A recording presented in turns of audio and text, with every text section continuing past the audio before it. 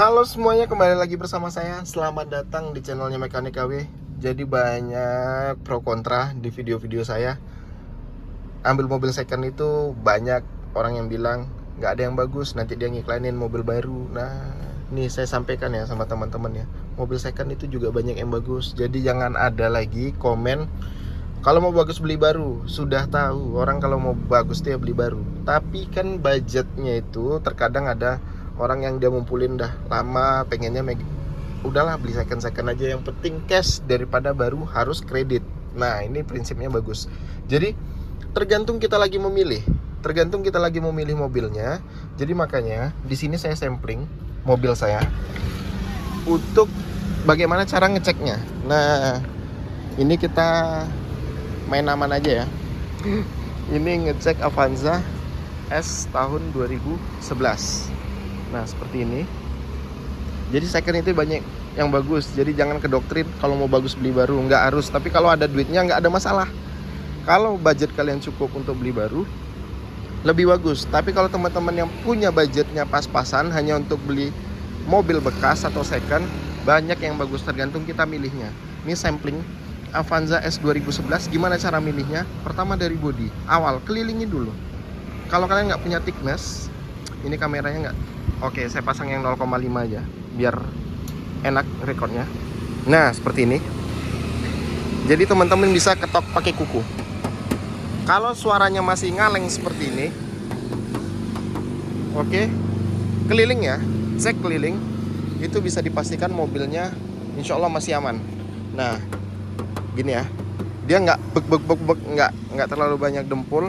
Pastikan dulu dari bodinya keliling itu mulus, tidak banyak dempulan, tidak banyak dempulan-dempulan yang tidak diperlukan.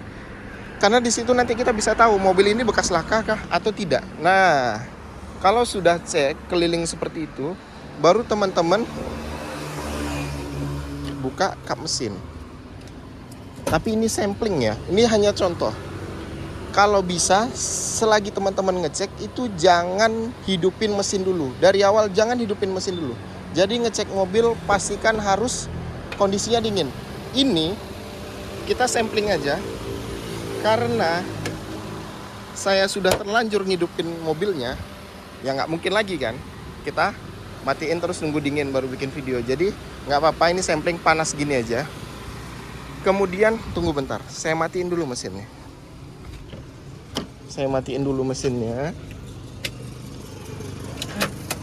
Seperti ini. Oke.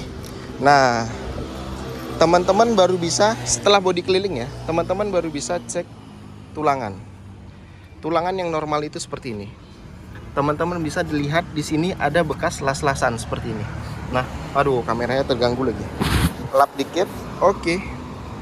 Nah, nih seperti ini. Las-lasan normal di tulangan, di bullhead, ini namanya bullhead. Sepanjang ini namanya adalah bullhead. Nah, teman-teman cek semuanya seperti ini. Kondisinya las-lasannya masih normal. Bulatannya seperti ini, masih presisi semuanya. Karena biasanya kalau bekas ketok, ini pasti udah pada peot-peot atau pada ada bekas dempul lah, setidaknya gitu. Nah, cek semuanya seperti ini, pastikan kondisinya masih presisi, duduknya masih enak gitu dilihat. Setelah itu, apa yang dilakukan?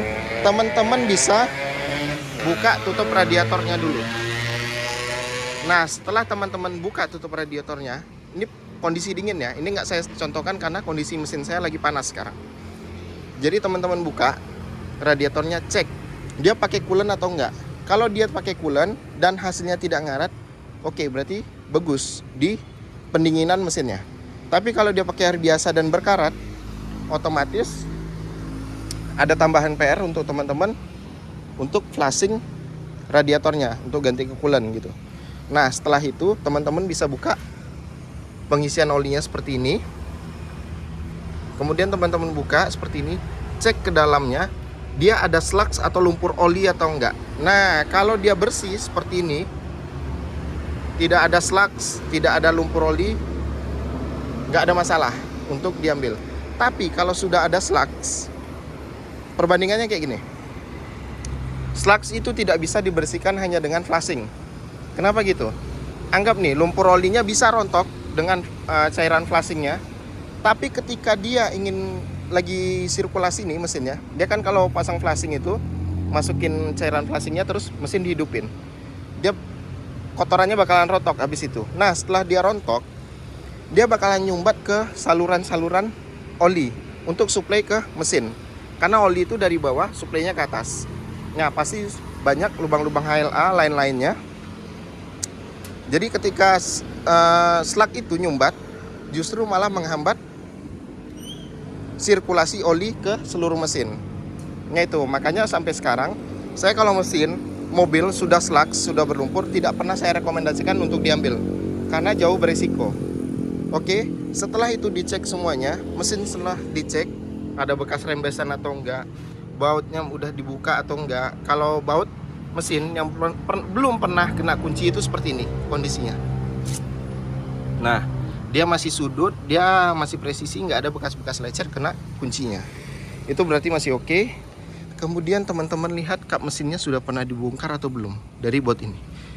Kalau kap mesinnya sudah pernah dibongkar atau dibuka, ada dua kemungkinan. Yang pertama adalah sisip kap mesin, atau yang kedua adalah mesin pernah diturunkan. Itu aja. Anggapan hanya dua itu aja. Oke ya. Setelah teman-teman puas ngecek mesin lain sebagainya, baru mesin boleh dihidupkan dan didengarkan suaranya. Saran kalau dengerin mesin, teman-teman harus punya stetoskop. Nah, stetoskop mekanik namanya. Ini hanya hal teknis saja ya, saya sampaikan di sini. Jadi hanya skala besar aja. Karena yang diperlukan dari mobil second itu adalah sebetulnya nih alat saya di sini semua.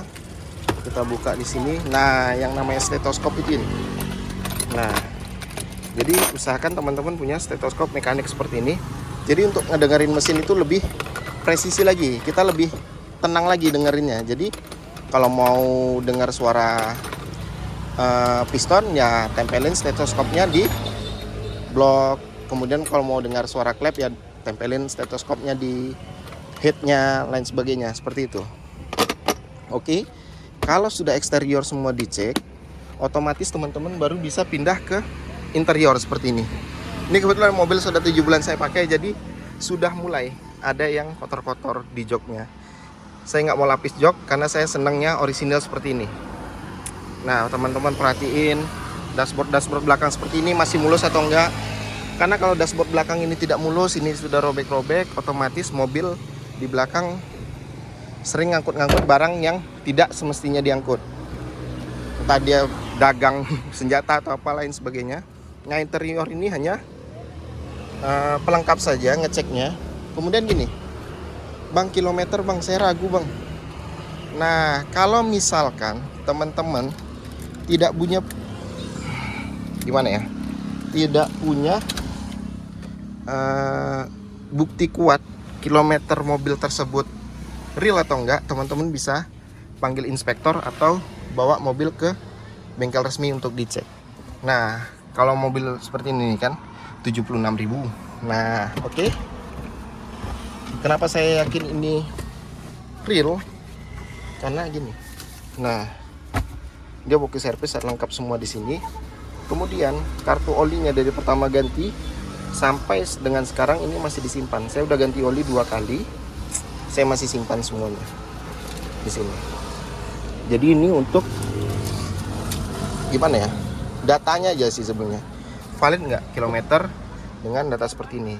Atau teman-teman bisa bandingin juga kilometernya tinggi itu, misalkan masih rendah seperti ini, dicek setirnya masih kulit badak seperti ini atau enggak, shift knobnya kondisinya seperti ini atau enggak, terus pedal-pedalnya kondisinya masih bagus atau enggak, door trim lain sebagainya, bisa jadi perbandingan. Terus dashboard seperti ini kondisinya masih mulus atau enggak. Itu aja sebenarnya gambaran besar dalam kita ngecek mobil second. Jadi harus berhati-hati. Jangan mudah termakan rayuan pokoknya. Ini kilometer masih rendah, ini lain sebagainya. Harus cross check dulu kalau teman-teman ragu, bawa inspektor atau pergi ke bengkel resmi. Oke ya, terima kasih yang sudah saksikan video ini. Jangan lupa di like, subscribe, dan share video ini agar channel ini lebih berkembang dan memberikan banyak manfaat untuk kita semua. Terima kasih.